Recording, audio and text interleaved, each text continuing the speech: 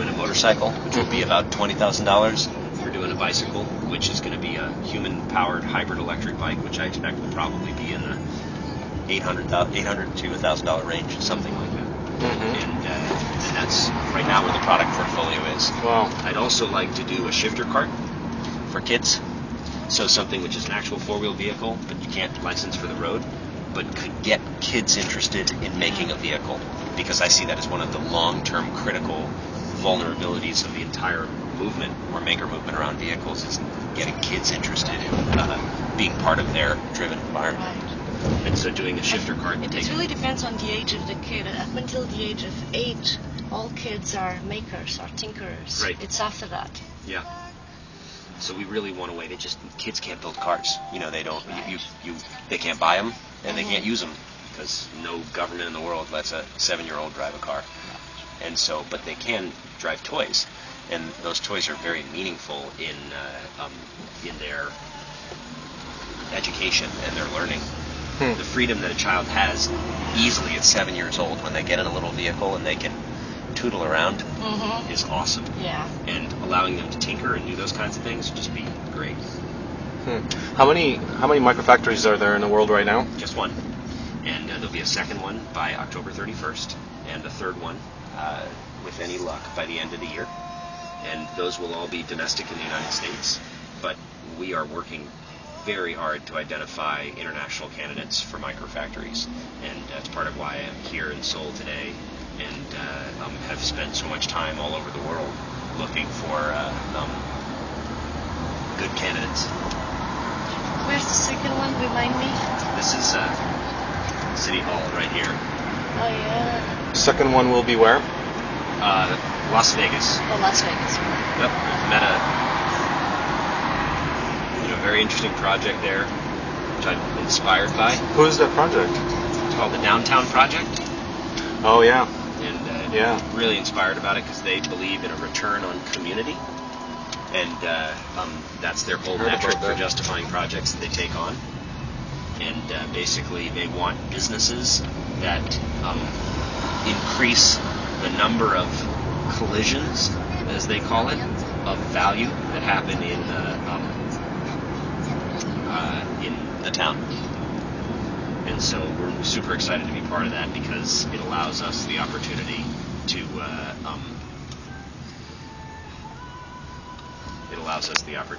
be able to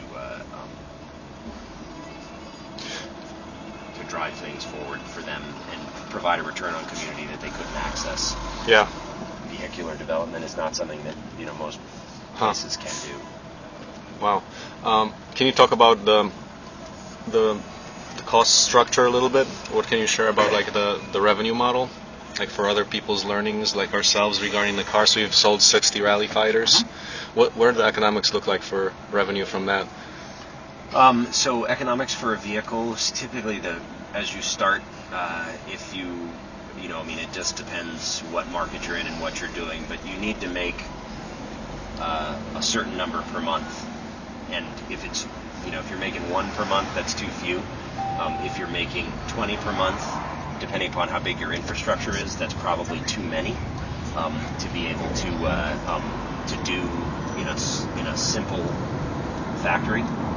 Your goal for a simple factory is how many, like 10 and 10 a month or something? My goal for a simple factory is to be able to do, between 8 and 10 a month. 8 and 10 a month. Simple factory is very limited capital on the development, and it's part of the design to keep it as simple as possible, but allow that kind of, so you're hitting a sweet spot there. Yeah. Mm-hmm. And I think that's a pretty important thing to be able to do. Inventory will eat you alive, so you have to sort of keep it within reason. You need to change the economics of people wanting the project where they will pay for it before you go and buy the parts, which means that you need to be serious about showing them that that they can finish the project, that they can actually drive in this thing when it's done. Because getting people to buy a vehicle has an overhang today where many people don't believe that it would actually work if it's just a project. And so, but you need them to pay you ahead of time, because the inventory can really eat you alive. And you don't want to buy things in a unit of 1. You want to buy things in units of 5, 6, 10, things like that. because you do get some price breaks associated with those. You don't if you're buying things in a unit of one. Can someone just download the plans and build a rally fighter? Sure, absolutely. What's the material cost for that? So you can download the plans. You can download all of the parts that go in a rally fighter, not just the plans. You can download the suppliers where you go and get them. So that's all you available. Share the suppliers. Yeah, we share it That's all. amazing. Do you share the fabrication procedure? Yep, share the whole fabrication procedure too. So Do you have particular standards for the documentation? we do. So basically, when you go on, I mean, they're the standards you would expect, meaning they are fabrication standards of tolerance, torque, other things like that, and so we share all that. But the cost for you to go and do it yourself is usually much more expensive than coming and doing it with us, unless you don't cost your time and you can get people to give you services for free. So for an individual person, if you can do that, then you could probably make one of the vehicles cheaper. But if you do cost your time and you can't get people to give you services for free, then you would need to, you'd be much better off paying for us doing it. How many hours does it take per rally fighter for assembly, once you get all the parts? Roughly about 300 hours to do a rally fighter, 300 man hours to do a rally fighter. Mm-hmm. And can you swarm it? Is it parallelable? Is it modular like that? Or Some of it is swarmable, others of it have to happen in sequence. Mhm. So some of it is parallelable, and we really, I mean, we've made so much progress in that the wiki is actually real and true. The wiki that we have for the build of a rally fighter is, no kidding, how you make a car. Some parts of it take a little more skill than others, and so if you are completely, wet behind the ears and you've never built anything, it would be a challenge for you to build the car. But if you have some capabilities, then you can do it. I mean, we give you the whole chassis too. We give you everything. So, you can buy the chassis from us. But if you wanted to just build it yourself according to the plans, you can do that too. But of course, that increases the level of fabrication capability you need. And we have a fixture to put it all together. If you didn't have a fixture, that would be a lot of effort. is it fiberglass or carbon fiber? Or? The body of it is a bunch of different layups of fibers, primarily glass fiber. It has some carbon fiber in it. The chassis is mild steel drawn over mandrel and welded by MIG welding. And so the methodology we chose was to use a space frame with a composite body. Mm-hmm. Mm-hmm. And that was good for a passenger car that needed to pass basic crash safety regulations and then go beyond, because we knew that if anybody died in our cars early on, no matter whether it was our fault or not, that would be the end of the project. That'd be the end of the business. Right. And so we had to make the car not only as safe, but we had to make the car safer. Mm-hmm. And that was really... Tell us about the $10,000 price point car. Is that like a small one? It is pretty small. I mean, it's not too small. It's the size of a four-door Honda Civic, so it's not mini. Mm-hmm. And so it's got the wheelbase and the track width of a four-door Honda Civic, and it is open top. So one of the decisions that we made is no element protection on the top. So it's got a roll bar and those sorts of things, but it's not designed to keep the elements out. Seated for two, no doors, so you have to step into the vehicle and step out of the vehicle. Center drive, so it's super fun because you're seated in the middle of the car, so it's a fun experience to drive. It's enjoyable. It's about a 1.3 liter engine, so pretty small displacement engine. Very serviceable. Parts are available all over the world for most of the What kind of pieces that engine? we made. It's a Honda engine. It's a four-cylinder, variable valve timing, internal combustion engine, and Very sourceable. That's very sourceable. Yeah. How much is the engine itself? You could buy it used. You could go take it. We give you all the instructions for how to take it out of a Honda, so you could go buy it used for a couple $100. From a Civic? Yeah. They'll know how to say that. And the new one is how much? Like 5K? For the price of doing the car? For the parts that we would sell you? No, for the engine itself. Oh, for the engine itself? I have to go back and look if you bought it new. But it's just a couple $100 if you wanted to go. We don't sell the engine. But if you wanted to go and buy it, we give you the plans. Give you the number, what you need, and what you would have to go and get. And I can't remember what it is new.